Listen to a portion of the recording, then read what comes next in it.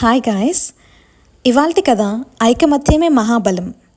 ఒక అడవిలో 4 ఎద్దులు కలిసిమెలిసి ఉండేవి.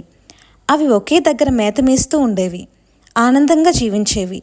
ఒకనాడు ఒక సింహం ఆ దారిన పోతూ ఎద్దులను చూసి నాకు మంచి విందు భోజనం లభించింది అని అనుకుంటూ మేత మేస్తున్న ఎద్దుల వద్దకు గాండ్రించుకుంటూ వచ్చింది. సింహం రావడం గమనించిన ఎద్దులు భయపడక తమ కొమ్ములతో సింహం వైపు దూకాయి. 4 ఎద్దులు కలిసికట్టుగా సింహంపై పడగానే సింహం భయపడి పారిపోయింది. కొంతకాలం తర్వాత ఎద్దులు తమలో తాము పోట్లాడుకొని విడిపోయి వేరువేరు ప్రాంతాలలో మేత మేయసాగినవి.